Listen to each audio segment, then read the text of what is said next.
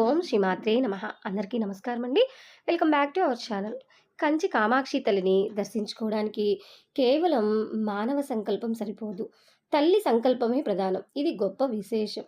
సమస్త భూమండలానికి నాభిస్థానమే కాంచీపురం. మన తల్లి గర్భంలో ఉన్నప్పుడు మన నాభి నుండే తల్లి పోషిస్తుంది. అందుకే కామాక్షి తల్లిని దర్శించుకున్న వారిని కష్టం లేకుండా పోషిస్తుంది.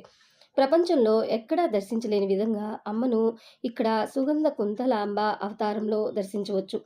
ముత్తైదువులకి అఖండ సౌభాగ్యం లభిస్తుంది. ప్రపంచంలో ఎక్కడా దర్శించలేని విధంగా ఇక్కడ డంకా వినాయకుడు దర్శనమిస్తాడు. ఏకాంబరేశ్వర సుగంధ కుంతలాంబ కళ్యాణ మహోత్సవాన్ని డంకా బజాయింపుతో అందరికీ తెలియజేస్తాడు. కామాక్షి తల్లి ఆలయంలో అరూప లక్ష్మి దేవి దర్శనమిస్తుంది.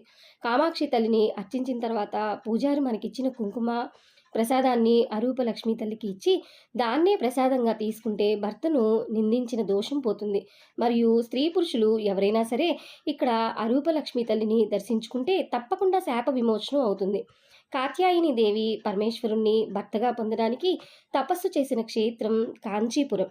తపస్సులో భాగంగా శివ కల్పితమైన గంగా ప్రవాహాన్ని తట్టుకొని సైకత లింగాన్ని రక్షించుకునే ప్రయత్నంలో లింగాన్ని తన ఆలింగనంతో అంటే కౌగిలితో కాపాడుకుంటుంది. అలా ఆలింగనం చేసుకున్నప్పుడు అమ్మ గాజులు మరియు కుచములు ముద్రలు ఇప్పటికీ అక్కడ శివలింగంపై అగుపిస్తాయి.